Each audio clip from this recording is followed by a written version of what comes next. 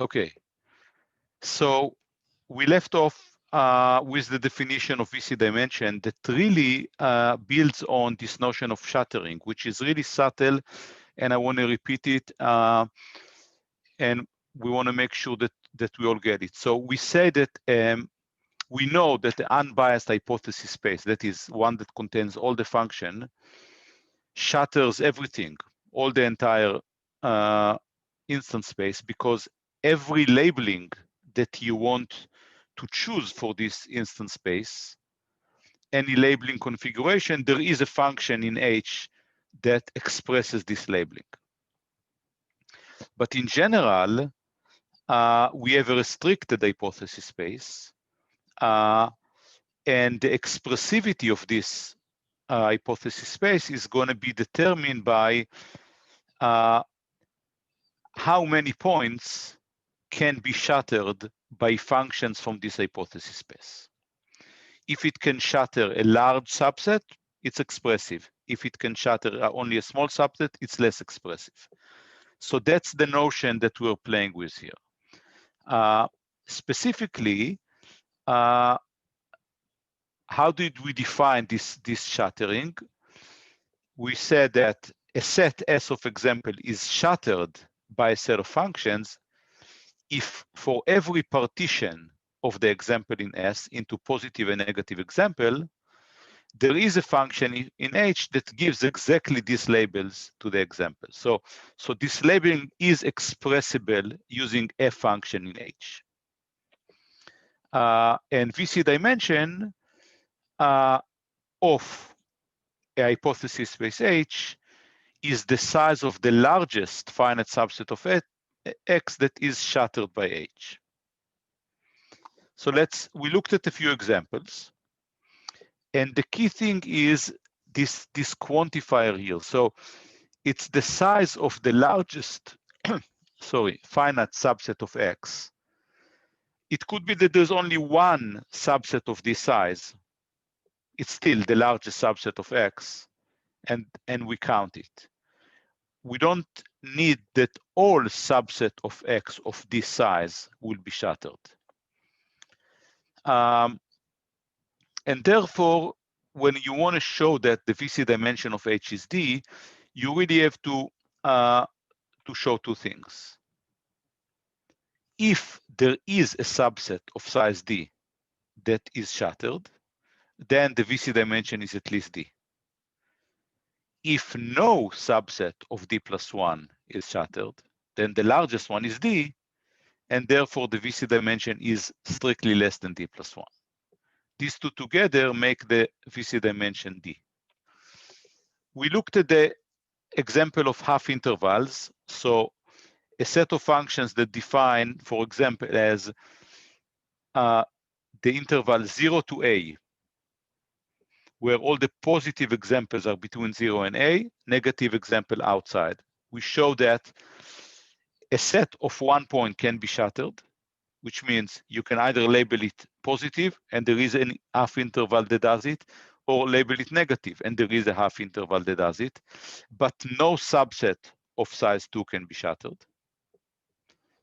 And again, when we say no subset of size 2, when we have a subset of size 2, it has 4 different labelings. I can always express the plus plus labeling, but that's not sufficient, right? I need a function that, I need functions that express all possible labelings of this set of size 2. And we show that with half intervals, whenever you give me a set of size 2, it has a labeling that we cannot express with these half intervals. And then we move to intervals, which is a more expressive class of functions. Interval from A to B. The positive example are between A and B, negative outside. And we showed that, in fact, sets of size 2 can be shattered, but no subset of size 3 can be shattered. The way we did it is we looked at 3 examples. Let's assume that the 3 examples are 2, 3, 4 on the real axis. And these 3 examples have 8 different labelings. but at least one of them, the one that the negative is in the middle, 2, 3, 4, which means the 0.3 is going to be negative, 2 and 4 are going to be positive. There's no function in the class that expresses this labeling, and therefore no subset of size 3 can be shattered. And then we move to linear functions or half planes in the plane, and we show that the VC dimension is 3 because no subsets of size 4 can be shattered. This was a slightly more interesting case because for subset of size 3, some can be shattered, but some cannot. Okay, so with that, we have a definition, and we said what's interesting here is that everything we said before about generalization bounds now transfers to the infinite hypothesis space, where we replace the size of the hypothesis with VC dimension. So essentially, we have the same kind of statement that we had before, and everything depends now on the VC dimension of H.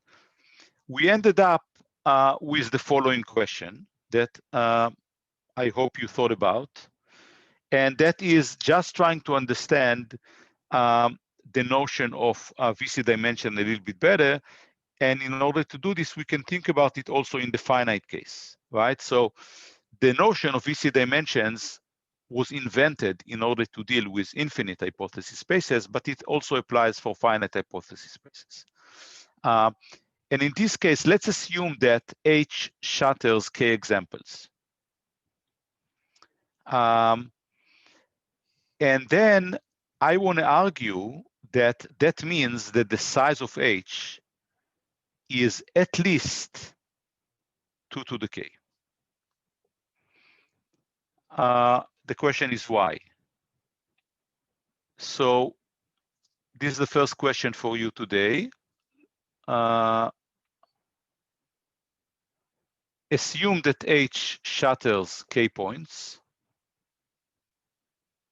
How many different functions must be in H? And the way I want you to write your response is a number, which is how many different functions must be in H, and your reason for that.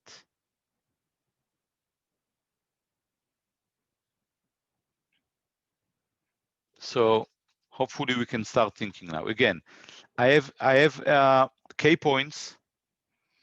I know that I have enough functions in my class to shatter these K points. What does that mean on the size of H?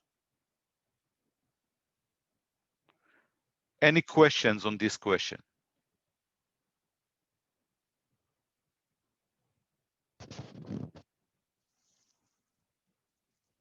Okay, so the question is clear.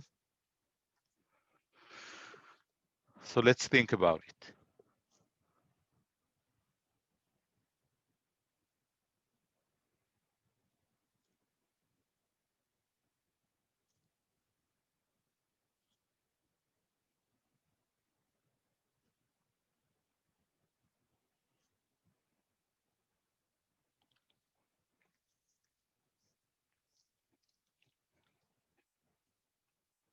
Again, we are thinking about shattering.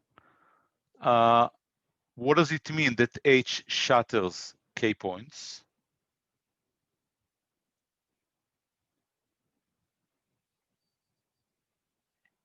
It basically means that for all the labelings that you can suggest on these K points, there is some function in H that expresses it.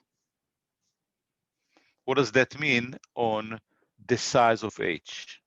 How many different functions must be in H if we know that it shatters K points? Okay, so about half of you already responded, which means the second half is still thinking. Is the question clear?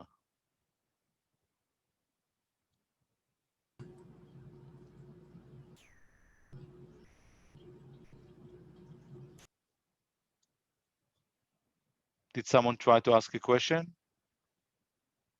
Okay, so let's see where we are.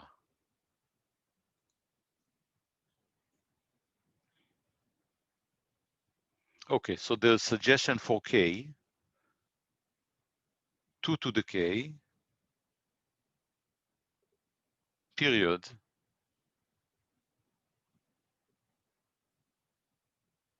Okay, the no idea. Why no idea?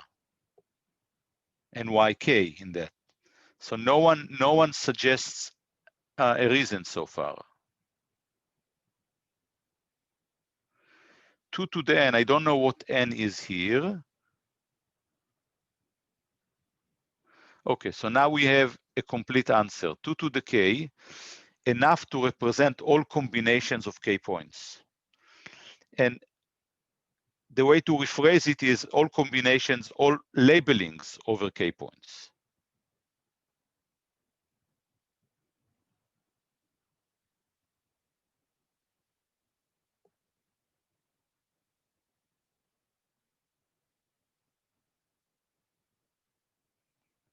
Okay, so the answer that I'm waiting for, the right answer is 2 to the k.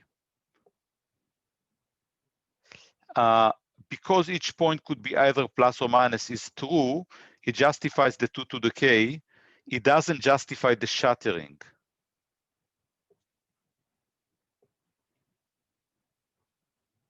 Okay, so there's only one correct answer. A lot of you are in the area, but many of you are not in the area. So 2 to the k, since each point can be labeled plus or minus,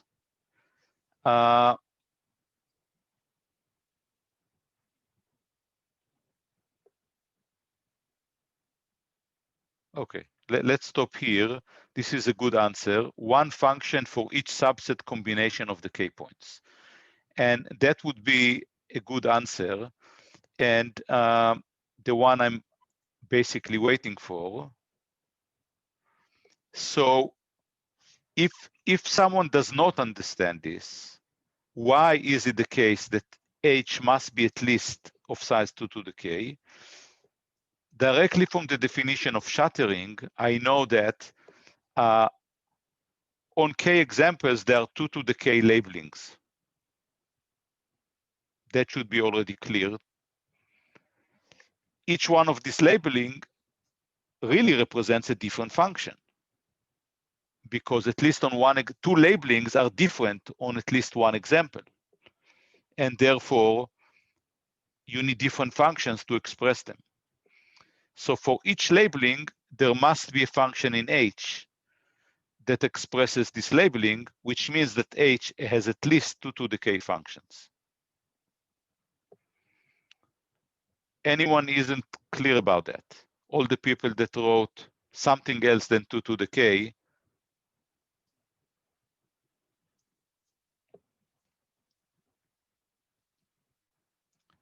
it's not strictly greater, actually. That's a good point. Could be equal in this case. H could be exactly the size 2 to the k. Any other question?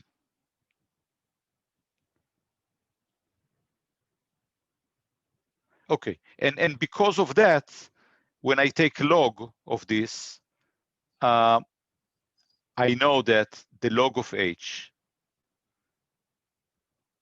must be greater or equal to the VC dimension of H. Because H shatter K examples, so the VC dimension is K or more. Okay, so hopefully this notion is clear. I know that it's a subtle notion. You should play with it a little bit. In the homework, we gave you an opportunity to play a little bit with this, and you will see more questions on that in the quiz. Okay, that's not what I wanted.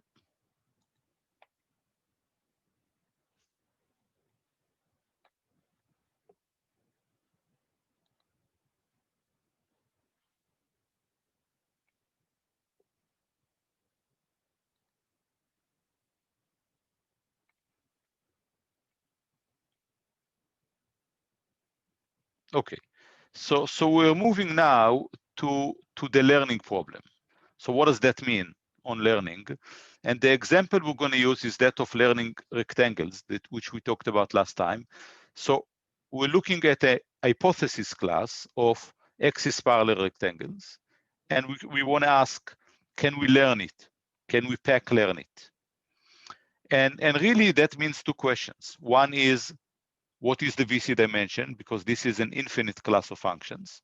We need to determine the VC dimension to see that if we do have an algorithm for this, that will be consistent with the data, does that mean that we're going to generalize well? So let's think about the VC dimension. And I claim that some sets of 4 instances can be shattered.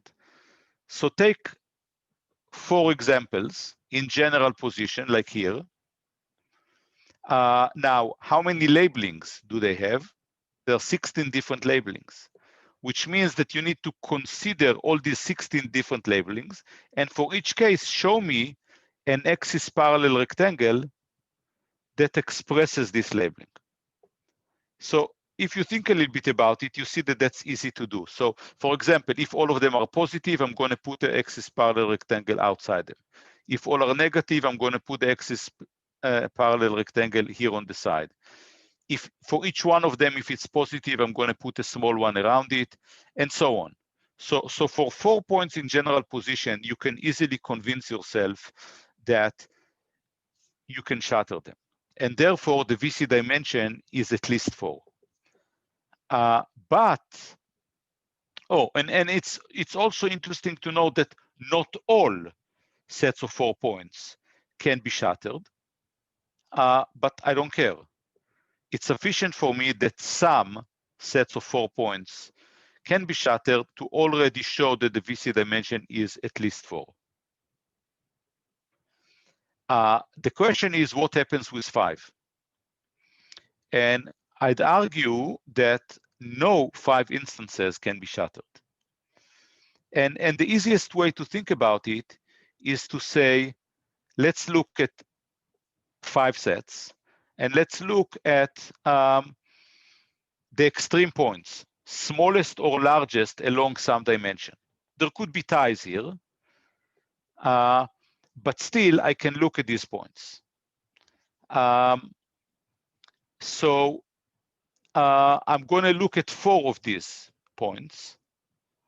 And my argument is that I can label them, I can label the 5 points in such a way that I'm going to take the 5th point and make it negative. All the other 4 points I'm going to make positive, and there is no axis parallel rectangle that could express this. And therefore, no set of 5 points can be shattered. So again, you'll have to think a little bit about it and convince yourself that what I said here is right. But we proved that the VC dimension is exactly 4. So as far as sample complexity, we learned. Pack learning is guaranteed as long as I can generate an algorithm that is consistent with the data. And in this specific case, that should be rather easy. We actually talked about it last time. We do have an efficient algorithm. Essentially, I'm going to find the smallest rectangle that contains the positive examples. Now, if I know that my data is consistent with an axis parallel rectangle, finding the smallest one that contains the positive examples necessarily guarantees that it will not contain any negatives, and therefore the hypothesis is consistent. Questions on this? We proved that axis parallel rectangle are efficiently pack learnable. And we basically followed the scheme. What was the scheme? The scheme had 2 steps. One is we gave an algorithm that is consistent with the data. 2, we showed that the number of examples we will need is small enough, because in this case, the VC dimension is small enough. If it was finite, we would have to count how many hypotheses are there in H and show that this is small enough. Question so far?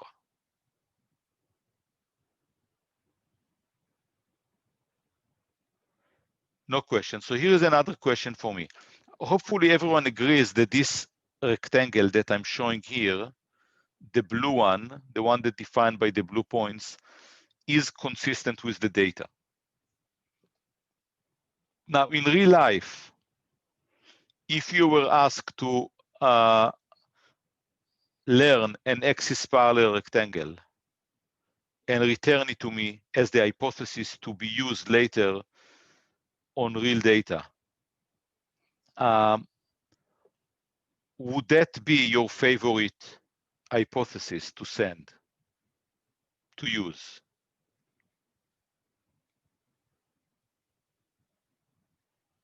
Or would you choose another one?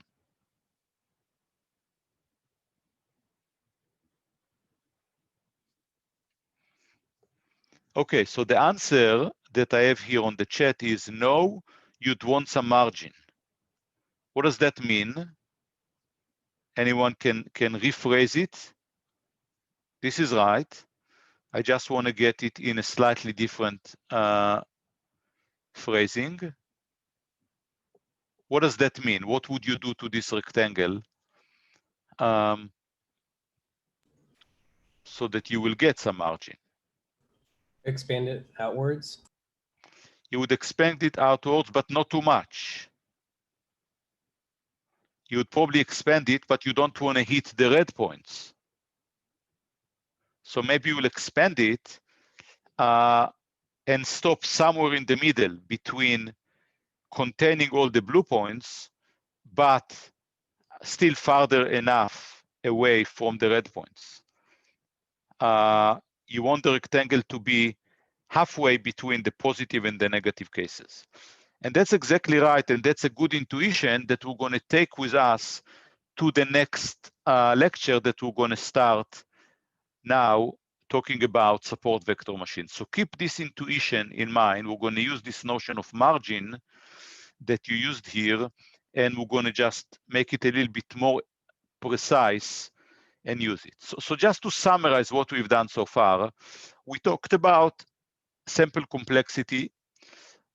We only cared about upper bound. We basically said, if you are going to do well, that is, if you're going to find a consistent hypothesis, or if you find an almost consistent hypothesis, then everything is going to be good. Basically, that's the PEC guarantee, right? If you have a consistent hypothesis and you are working with a small enough hypothesis space, as expressed either by the size or by the VC dimension, then things are going to be okay. In fact, it turns out that you can also show a lower bound. A lower bound means what we've showed before actually makes sense, because if you are not doing that, things can go bad.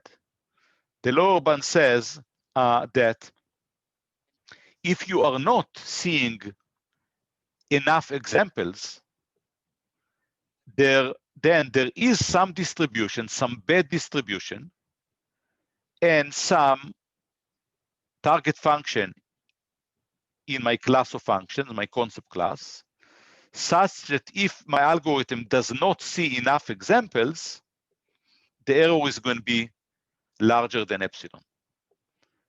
Right? So that's kind of the opposite result.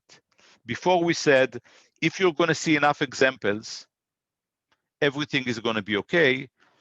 And this lower bound says, if you are not seeing enough examples, and the enough examples are also expressed in very, very similar way, inversely proportional in epsilon, in delta, proportional to the VC dimension, then with high probability, the error is going to be larger than you want, right? So the lower bounds and the upper bounds are not that far apart, which means we should take this seriously. Now, of course, this is, again, as theory goes, it's a worst case thing, right? So it says there is a distribution D and a bad function in our hypothesis class that can be bad. It doesn't mean that every time it's going to be bad.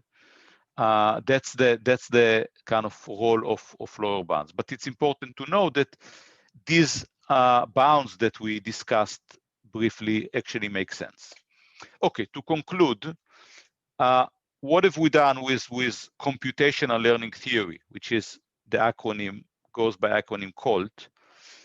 We discussed the PEC framework, which is sort of the main theoretical framework that allows us to understand why learning works. And basically, it provides a model that allows us to analyze the effectiveness of learning algorithms.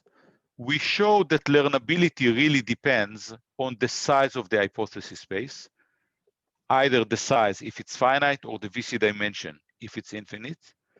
And this allows us also to talk about learnability. Some function classes are learnable, some function classes are not learnable. We also distinguish between sample complexity and computational complexity. We emphasize the sample complexity, but of course, computational complexity, how long it will take you to learn, how long will the learning algorithm take to run is also important. Now, there's a lot of implications for this and a lot of extensions of this. I mean, we only really just touched a bit. I mean, learning with noisy data, or in general, when your supervision signal isn't exactly right for various reasons, you want to extend your theory of learnability and ask the question, can I learn with this kind of data? Noisy data, partial labeling data, and so on. You can also extend it to learning under specific distributions. In our case, it was a general distribution. We don't even know what the distribution is. Can we learn neural networks? Can we learn finite automata? Can we develop a theory for learning with queries and active learning, the protocols that we discussed a few weeks ago, or with teaching? All these have been studied a lot in the learning theory literature. We're not going to address them. People that are interested, you can search for it, you can ask me, and I can try to give you pointers. And there are many important extensions like the PEC Bayesian theory, which is today the dominant theory for understanding learnability.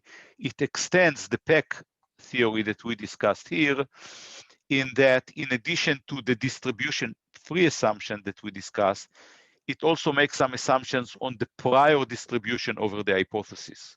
So in our case, we had a hypothesis space, but all members of the hypothesis space were equally likely to be chosen by the learning algorithm. In general, perhaps that's not the case, and some hypotheses are more likely to be chosen by the learning algorithm, and you want an analysis tool that allows you to incorporate that. And the PEC Bayesian theory does that. From our perspective, the important thing is that not only we have theory, we have some understanding of why learning works and under what conditions learning works, but also it actually gives rise to some interesting algorithmic ideas. And we're going to talk about two of them specifically. We're going to talk about support vector machines, which is an algorithm that comes directly from understanding these learning bounds and notions that we just discussed.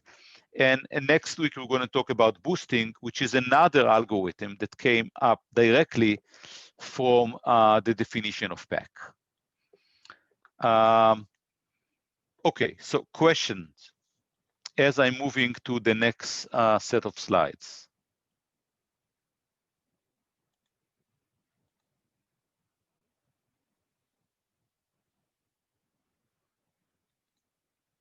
No questions. Okay, so we are talking now about support vector machines.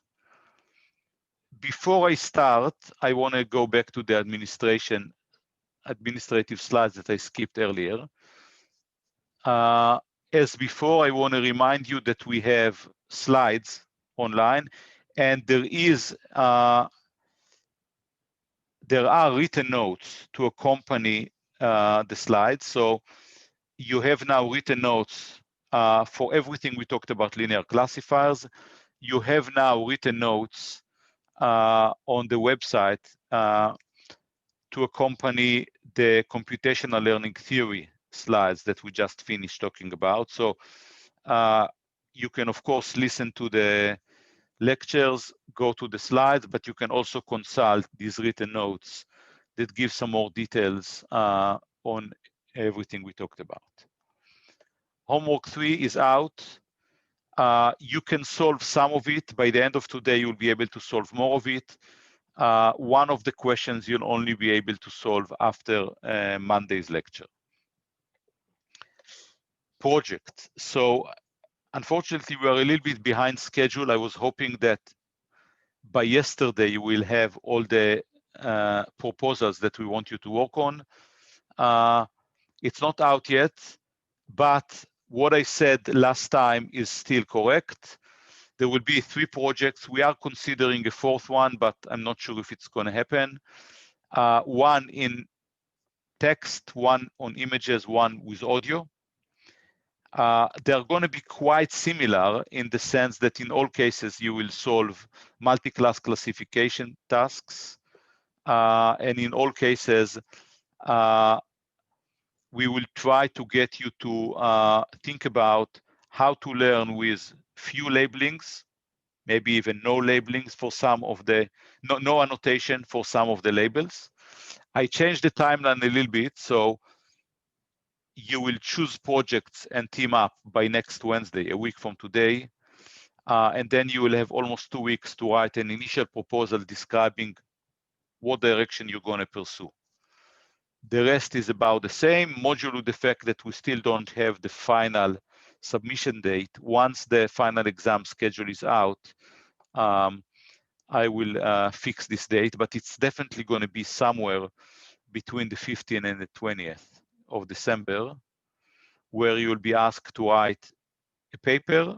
I'll give you the instructions on how the paper should look like, and we'll give you a template even for the LaTeX file and a short video. Questions on this?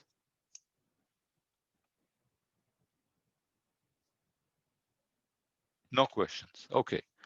So what have we done so far? We talked about COLT. We made assumptions, no distributional assumption. That's an important assumption.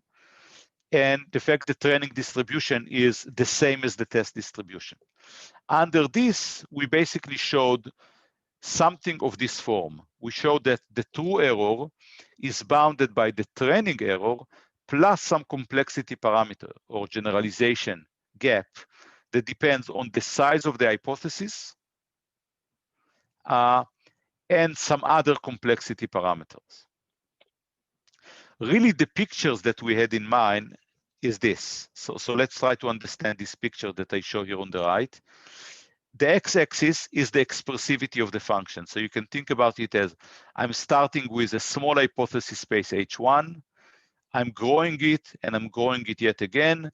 And as I'm growing it, my training error goes down. My capacity, if you want, capacity is another term used to talk about expressivity of hypothesis space that goes up. But because of that, I'm beginning to overfit because it becomes easier for me to fit the data as my expressivity or capacity goes up. And the truth, what I really care about is somewhere here in the middle. That's basically what we talked about. It's a trade-off between the training error and my gap here.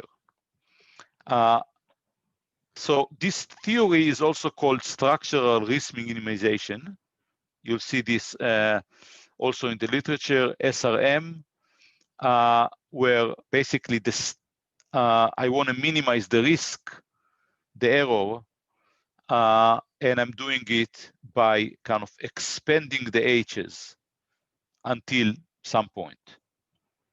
Now, is this enough to develop a good algorithmic approach? It turns out that it can give us a lot of guidance. But the way we presented it so far, really the VC dimension is the important part. It's the combinatorial parameter that is associated with a class of functions, and therefore it determines how well are we going to generalize. So let's think about the case of linear functions, which is a really important class of functions to learn with. And again, next week we're going to start talking about neural networks, but even when we're talking about neural networks, still the notion of linear function is crucially important. First of all, because neural networks are a generalization of linear functions. You know, each layer there is a linear function, if you want, with a smoothing function on top of it. And also because even when we use deeper networks, at the top, we have a linear function typically, again, with a smoothing function on top of it. And you can think about the deep layer of the network as learning features, and then the last layer as the learning problem. So this notion of linear function is always going to be important. Now, what do we know about it? VC theory tells us, well, the class of linear function has a lower VC dimension than, say, the class of quadratic functions. So we know that we like linear functions more than we like higher order functions. But the notion, the way we defined it, may not be subtle enough, may not be fine enough to actually help us to distinguish between linear functions. For example, we discussed VC dimension in as a property of the class of functions. But let's look at these two options here, right? So we have a set of points, blue and red. We have two hypotheses, H1 and H2. Both of them are linear. So the VC dimension theory, as is, doesn't allow us to prefer H1 over H2 or vice versa. Even though you all agree, and we discussed this before, that you would want to prefer H2 over H1. Because intuitively, this is sort of a better way for us to hope to generalize, right? So if the data in the future is going to deviate a little bit from what we see here, if we use H1, we are more likely to make mistakes, kind of to move to the other side of the line. If we use H2, we are less likely for this to happen.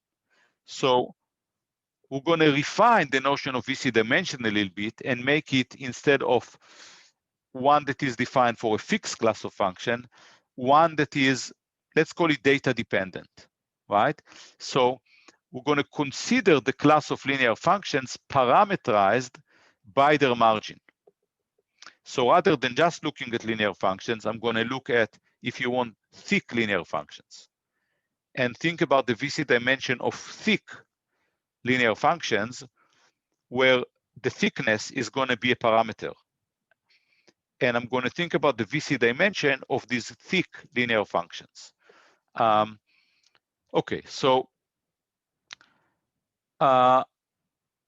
again, so far, what we said is that the VC theory does not give us any way to distinguish H1 and H2, because both of them have training error of 0 in the picture I've shown.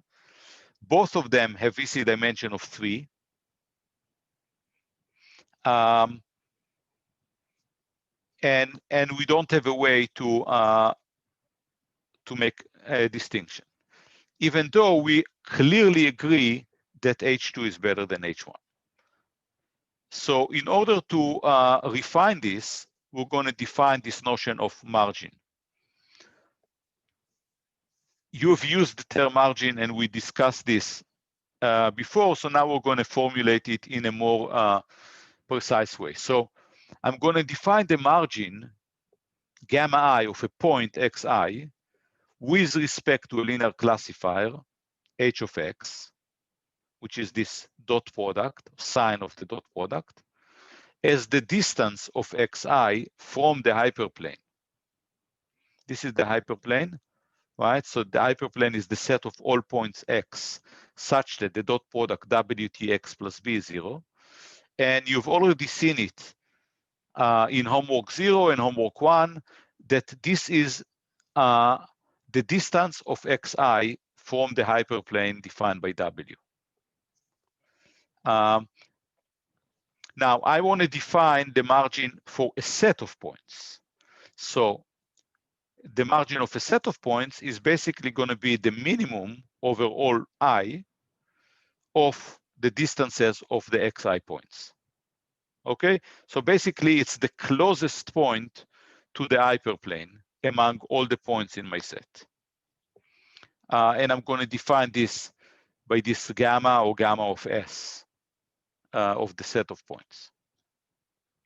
Okay, so now the key result is that I'm now defining a new hypothesis space parameterized by this gamma. And the theorem is that if h of gamma is the space of all linear functions that separate the training data with margin at least gamma, then the VC dimension of this new hypothesis space is bounded by r square over gamma square, the minimum of this, and n, which is the dimensionality plus 1. Where, again, as we've seen before, r is the radius of the smallest sphere in Rn that contains the data, right? So the r is, you think about it as the largest point that I have in my collection. Now, this should ring a bell.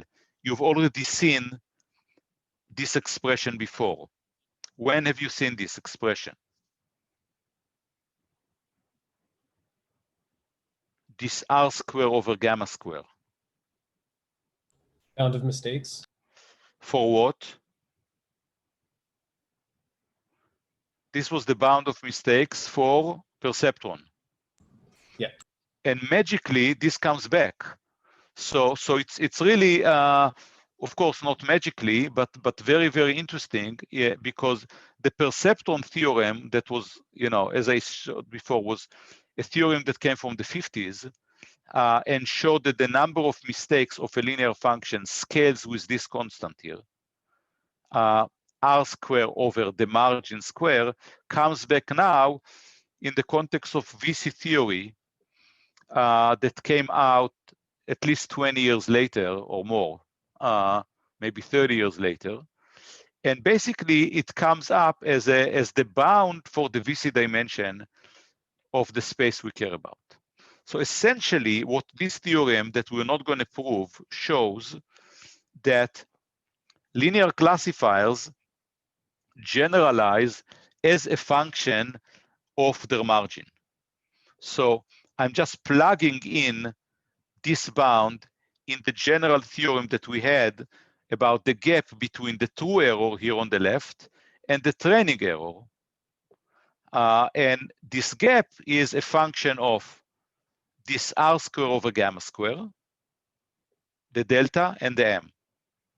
So basically, what this shows is that I want to separate with the largest possible gamma, because if I have a largest possible gamma, then this is going to be smaller, and therefore my generalization is going to be better.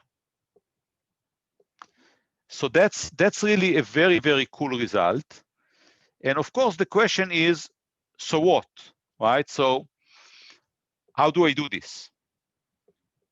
So how do I find a classifier?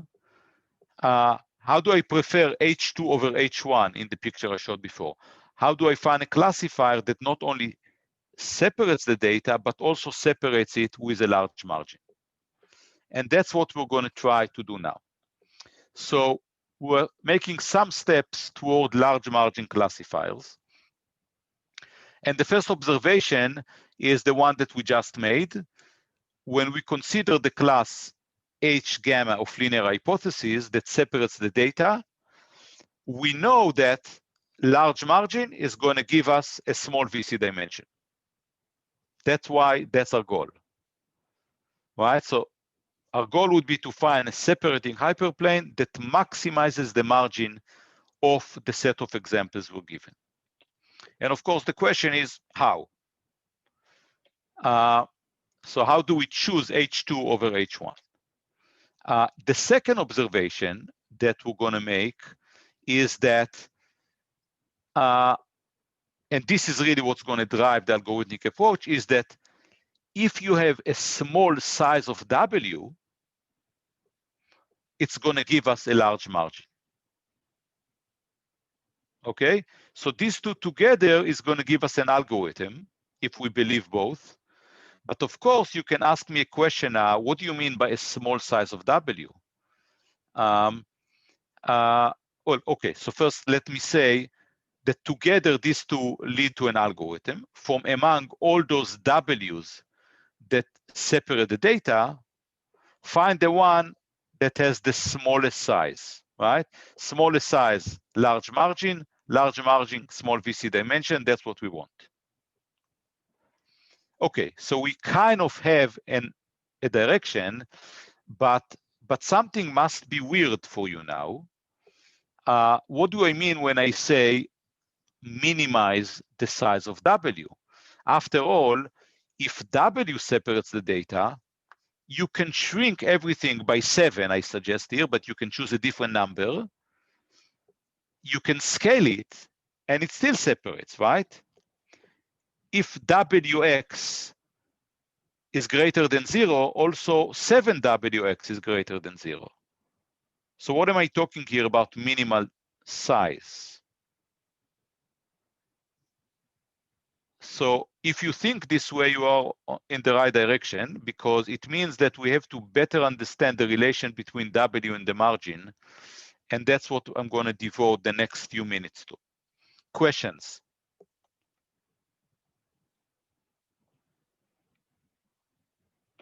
No questions. Okay, so I'm just reminding you here again, what is the distance between a point X and the hyperplane, right? We know this.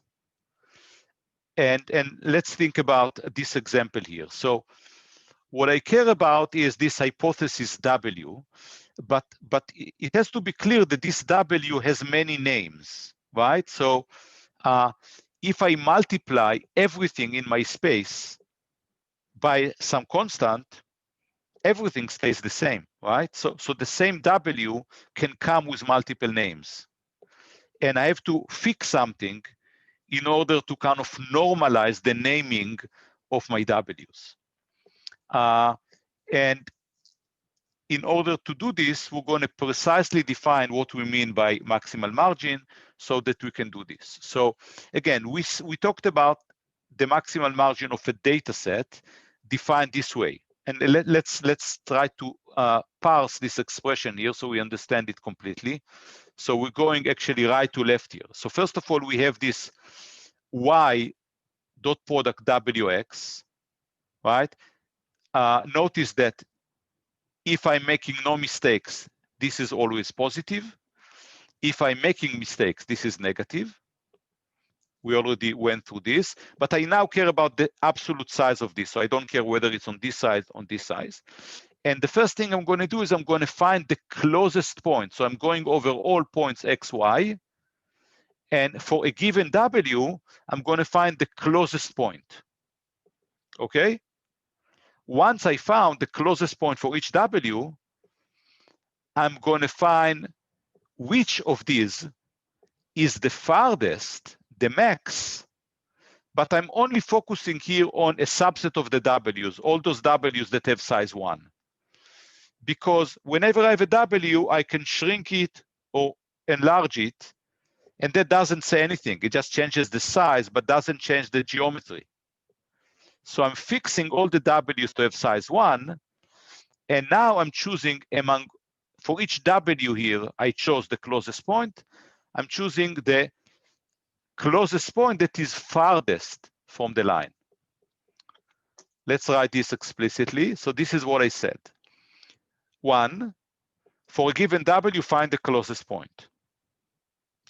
Then across all the W's of size 1, find the point for which this closest point is the farthest. And that gives me the maximal margin. Okay? I'm reminding you here is that I kind of fix the point here, right? So think about it geometrically. I already chose this point, right? The one I show here, when I found the closest point to the W, right? So the max here doesn't change if I scale W or shrink W. It's still geometrically, this point is going to be the closest to the line, whether I multiply everything by 7 or I divide it by 10. It's still this point that is the closest. And therefore, it's okay for me to say, I'm only considering those W's for which the size is 1. And I'm choosing the maximal one, and that defines my maximal margin. Okay, so once I have this notion, I still want to know, okay, so how does this help me to find this H2? Because I prefer H2 over H1, right? So what I'm going to do is I'm going to take the argmax. So I already gave you the max margin, and I'm going to do the argmax of this. That is, give me the W that maximizes this. And that's the W I like. That's going to be, say, the H2 here. It's the argmax of this expression. Of course, I still need an algorithm, right? So conceptually, we solve the problem, but now we need an algorithm. Now, this definition that I have here is one interpretation of what we care about. It says, among all the W's, choose the one, the W, that maximizes the margin. We don't know how to compute it yet, so we need a couple more slides. I'm summarizing again. I think this is a subtle notion, so I'm summarizing. The first step we had is, or the first observation is a theorem by Vapnik. This is the same Vapnik from the VC. It's the V of the VC dimension. We show that it's good for us to prefer large margins. And the second observation is that in order to achieve large margins, we want to have small W's. Therefore, the algorithm is going to be from among all those W's that agree with the data, find the one with the minimal size W. Now, we're going to believe the first theorem, and I'm going to actually show the second observation. The reason I want to show it is because this is directly related to the algorithm, and I want us to understand the relation between large margin and small W. And it's actually a one-slide algebra. So let's do this. So how do I move from margin to a small size W? So we already agreed on the fact that we want to choose the hyperplane that achieves the largest margin. That is, I'm denoting this by W star here. I want to find this W, right? So closest point, among all the closest points, find the one that is farthest and fix this W. This is going to be my W star. Now, again, this is the order that you want to read this expression, from left to right, from right to left, sorry. How do I find this W? My claim is the following. I'm going to define W0 here, W0, to be the solution of the following optimization problem. I'm going to look at all W's such that they separate the data, but they separate the data not only by a little bit, by a fixed number 1, right? So they separate the data with a margin of 1. Of course, I could have put here 2, but we're going to work with 1 because we need to fix something. We don't want to keep scaling the space of W's. So I'm defining W0 this way. The argmin of all those W's that separate the data with a margin. And my claim is that the solution, the one I'm looking for, is just normalize this W0.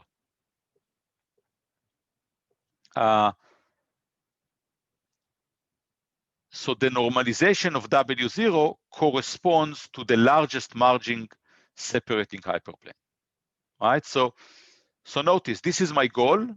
I'm claiming that I'm achieving this by solving this optimization problem.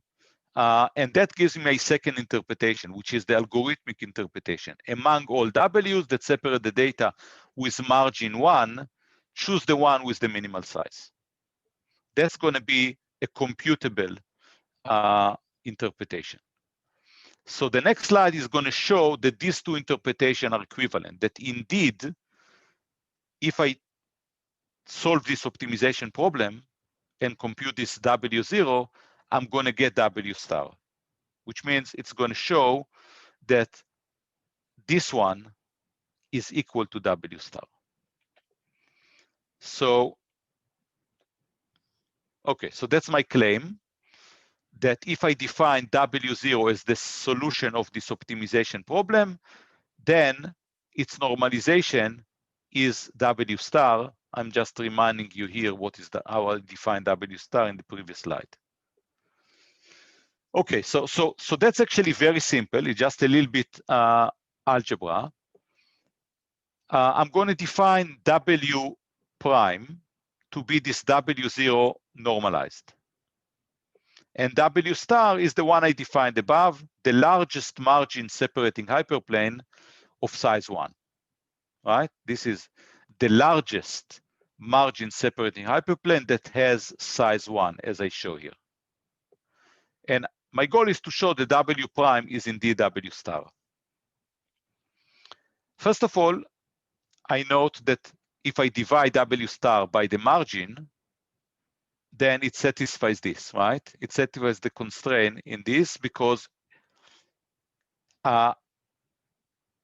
this gamma of S is the largest margin. So if I'm dividing this by the largest margin, I'm getting something that is greater than 1.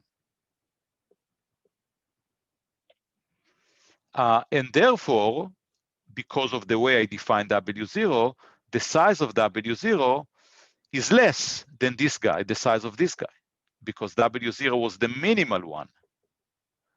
So the size of W0 is less than the size of W star divided by gamma of S, which is 1 over gamma of S, right? Because again, the size of W star was 1.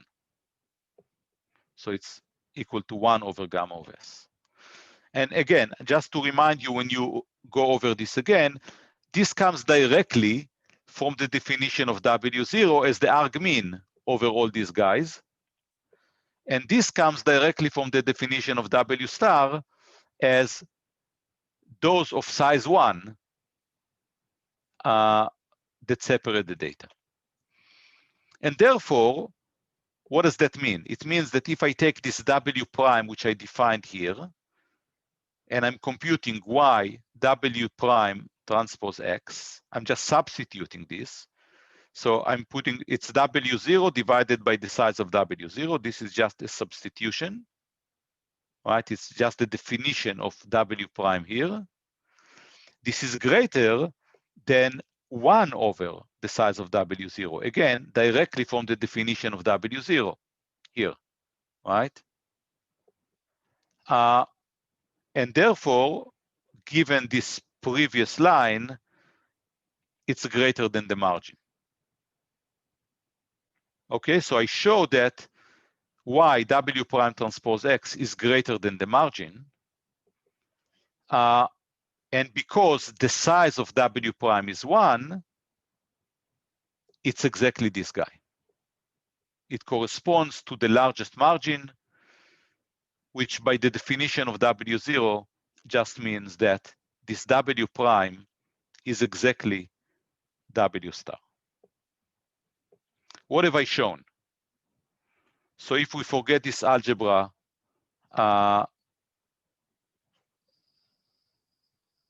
what we've shown is that by solving this optimization problem,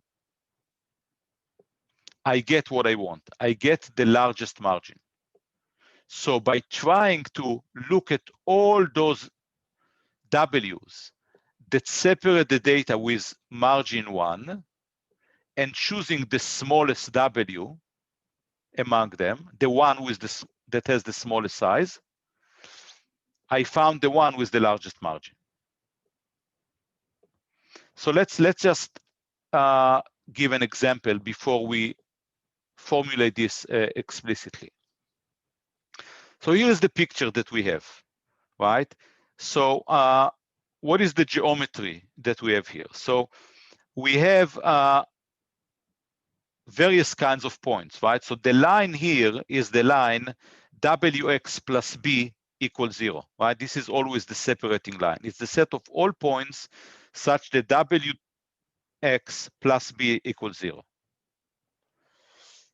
On one side, the positive examples are those for which this dot product plus B is greater than 1. On the other side, I have all those for which the dot product plus B is less than minus 1. And the line itself here, the line on which these blue points resides and this red point reside, are exactly the equal to 1 or equal to minus 1. Right? So these are the tightest examples that I have, right? So again, what is the assumption underlying this picture here? Data is linearly separable. So the points on the line Wx plus B equal 1 are those that have exactly distance 1 from the hyperplane, right? Which is basically written here. Again, I'm saying the same thing in a slightly different way to make sure that we get it. So I have this.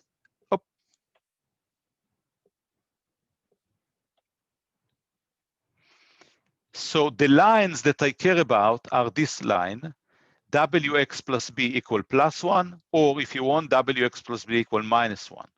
Kind of the tightest lines on which I see examples. The distance between them is 2 over the size of W, right? You will get it directly from here, right? Because we know that the distance is dot product plus B divided by the size of W, but this is exactly 1. So it's on each side, I have 1 over size of W. The distance between them is 2 over the size of W. What did we do here? We considered all possible W's with different angles. We scale W so that the tightest points, we call them the constraints, are exactly on the plus minus 1 line, right? We could have blown up the whole space, and then this closest point will be on a line that is equal to 7. But we scale it such that the tightest point are on the plus minus 1 lines, these two lines. And now, of all the W's, I'm choosing the one that minimizes the size, and equivalently, as we showed, it maximizes the margin. Okay, so that's something to think about here. But in order to help you think about, I'm going to go over a simple example, a 2-dimensional example. You will go over it again at home. I've written this example here for you to actually be able to play with points and understand exactly what we're doing here. So let's see. So what do I want to do here? So I have 4 points. I have these 2 negative examples, minus 1, 1, negative, 0, 0, negative. So this is the point and this is the point, right? These are 2 negative examples. I have two positive examples in red here. 1, 1 positive, 2, 0 positive. Okay? And just to help you, I have two other points here, and these are the point in the middle. They are not my examples, but they define a separating plane, right? So you'll notice that if these are the two positive examples, and these are the two negative examples, this is a separating plane. This plane is W is 1, 1 with B equal -1. I can also write it as the line x plus y minus 1 equals 0. And just to help us, I'm putting these 2 points that satisfy x plus y minus 1 equals 0 because they are points on the line, right? All the points on this line satisfy that x plus y minus 1 is 0. Okay? Now notice that, as I said before, this line, the line on which these two examples, negative examples, lie on, of course, there are many, many other negative examples in this area, but these are the closest negative examples I define. And notice what they satisfy. So the line itself is W is 1, 1. The point X is -1, 1. -1 is equal -1, right? So this is the line of all points that satisfy Wx plus B equal -1.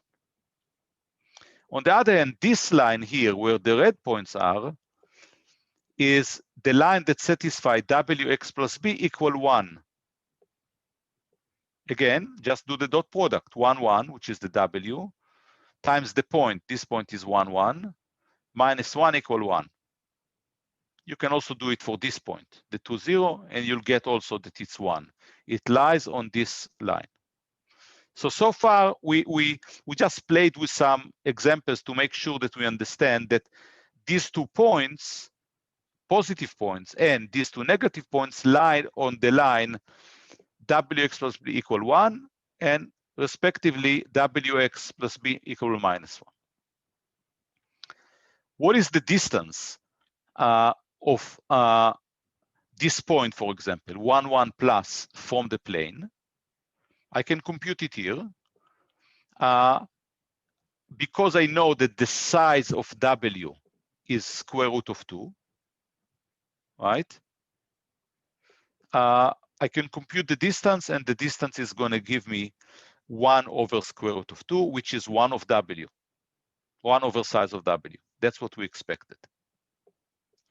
Now notice, when I'm looking at this picture, I can represent exactly the same geometry with a different W. Instead of this W, 1, 1, -1, I could also represent it as 2, 2, -2. Right? The line is going to be 2x plus 2y minus 2 equals 0. It's the same line. So as I said, every geometry, every line has infinitely many names.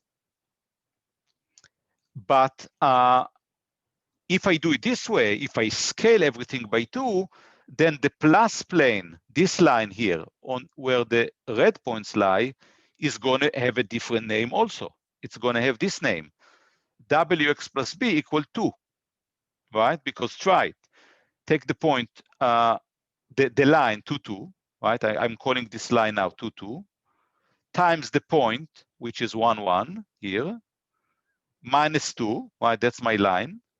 It's equal 2. So the plus plane is now Wx plus B equal 2. The negative plane is now Wx plus B equal -2. I don't want that. I don't want this name for my W. I want this name for my W, right?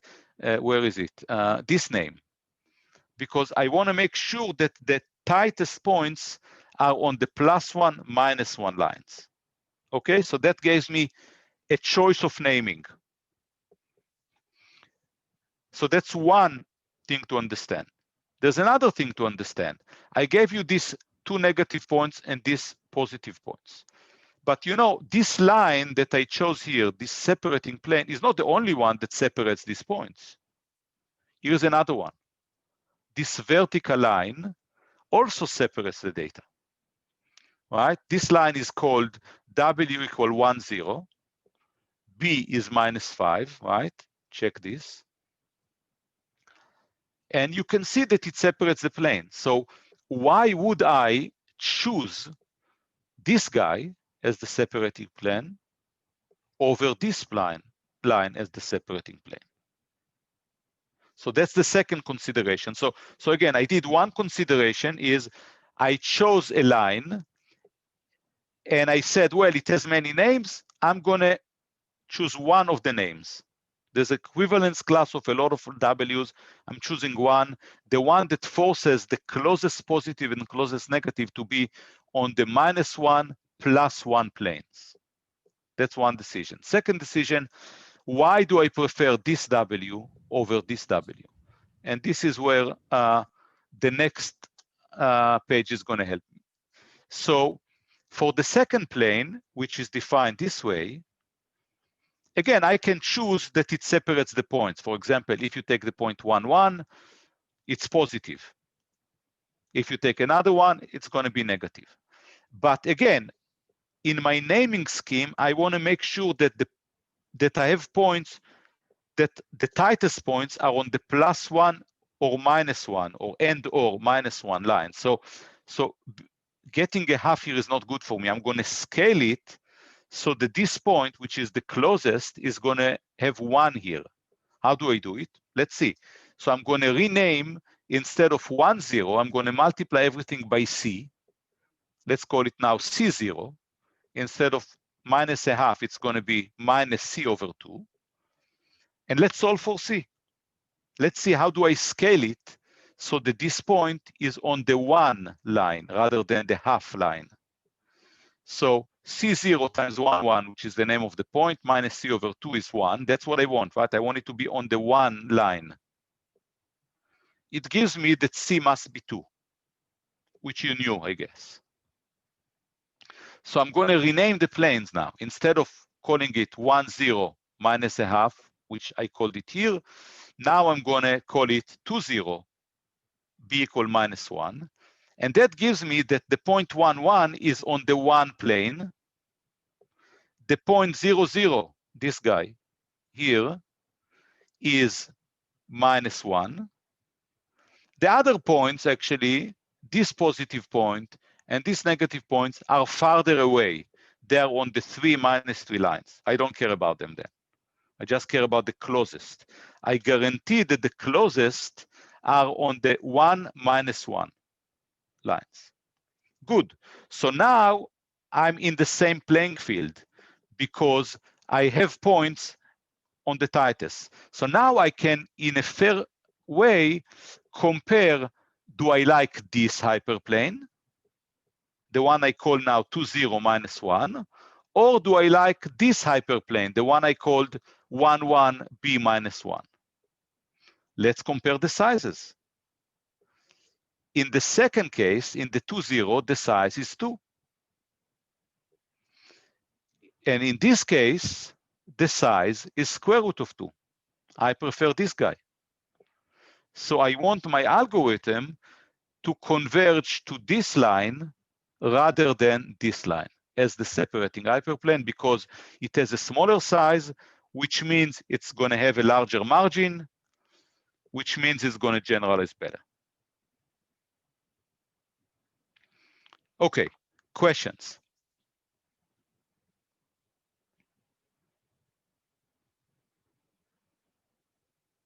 Okay, crystal clear. Good. So let's just summarize what we've done. What we define and kind of proved and also exemplified is what is called the hard SVM optimization.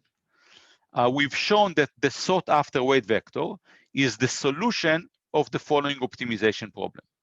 I want to minimize the size of W, half of W, doesn't matter, subject to all the points are going to satisfy that YWX is greater than 1.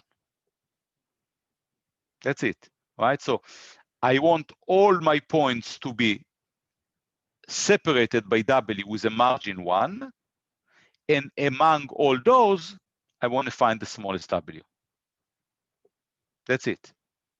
Now, this is a quadratic optimization problem. It has a unique solution, but that's also already the role of your optimization package. I'm going to say a little bit about this. But the important thing is that we understand what we're doing here, right? So that's the problem we solve. In another way of saying it, here I'm adding the B. Hopefully you're comfortable with having a B or not having a B here, doesn't matter. I'm minimizing the size of W such that all the constraints are satisfied with a margin 1. And we already know that the separating hyperplane is this, Wx plus V is 0. The margin, that is the gap between these 2 points now, is 2 over W. And that's why I want to minimize this, because I want to minimize the margin. Okay, so why do we call these support vector machines? It really comes from the fact that this W star is supported by the examples that are exactly on this +1, -1 line, or equivalently at the distance 1 over size of W from the separating hyperplane. And this is, these vectors are called the support vectors. Why do we call them the support vectors? Not only because they are really supporting this plane, they are the closest points, and therefore they are really defining this plane. Also because of this theorem. Let W be the minimizer of this SVM optimization problem, that is our solution, and consider the set of all points that where the dot product is exactly 1. I could have put Y here. So I will include also the negative points. Then there exist coefficients alpha I such that W star is defined exactly as a linear combination of these xi's. So that's another reason why we call them the support vector, not only because they support it from left and right here, but also because they actually define it, right? The support vectors are going to be all those xi for which the alphas are non-zero. If the alpha is 0 here, I don't care. Those for which alpha is not 0 are going to be called the support vectors. And this representation should ring a bell. So think about it for a second. How did we call this representation that I'm writing here? W star, my chosen weight vector, as a linear combination of examples. We gave it a name, and I'm going to ask you to recall it from your memory here. So I'm going to give you a few seconds to respond to this. Again, we wrote W as a linear sum of examples xi. We've seen this a couple of weeks ago, and we gave this representation a name. What was the name of this representation where W is a sum of x's with some coefficients, a sum of examples with some coefficients?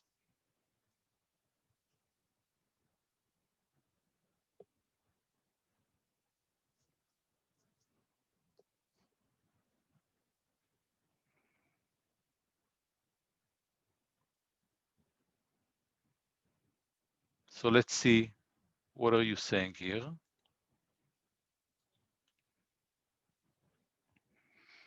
Okay. So the one I like here, changing all the time, is this word in the center, which is dual, the dual representation. That was the dual representation that we defined for perceptron, where we show the W in perceptron is actually a linear sum of the examples, but not all the examples. Only those examples on which we made mistakes. So only the important examples, if you want. If the examples are farther away from the line and we made no mistakes on them, we don't care about them. And this is exactly the same notion that we have now, right? So this representation is the dual representation. And notice that I don't care about these examples here farther away, and I don't care about the examples farther away here. I only care about those examples that define my linear separator, the closest one. These are the support vector, and these are equivalent to examples on which we made mistakes when we learned the dual perceptron. Right? So that's the notion of duality. It's really the same notion, that the same representation that we had using perceptron, only that the notion of what example we count is different. In perceptron, we said we care about these xi's on which we made mistakes. And here we say we care about the hardest xi's, those that are closest to the line. So it's a very, very similar notion. So that hopefully unifies some things for us. Okay, one quick comment that is a little bit confusing that I'm not going to spend time on. We are cheating a little bit here because sometimes we just talk about W and we assume that we folded the B into the W. Sometimes we just keep it as WB and we do not fold the B into the W. And these notions are not exactly the same, because if they were the same, I would actually do minimize of not W, but W plus B, which is separating the n+1 dimension if you want. This is slightly different. We will not care about it. Doesn't really matter. The key issue is that we now have a definition, of an algorithm. This is called the hard version of SVM. Next time, we're going to finish by talking also about the softer version of SVM. By that time, hopefully, you will all go over all the slides that we talked about today, and you'll have you have digested these notions and understand the concepts. Questions before we finish?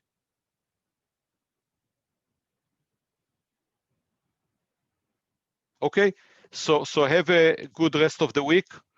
Hopefully we'll know the results of the election soon. Everything is going to be good. And see you next week.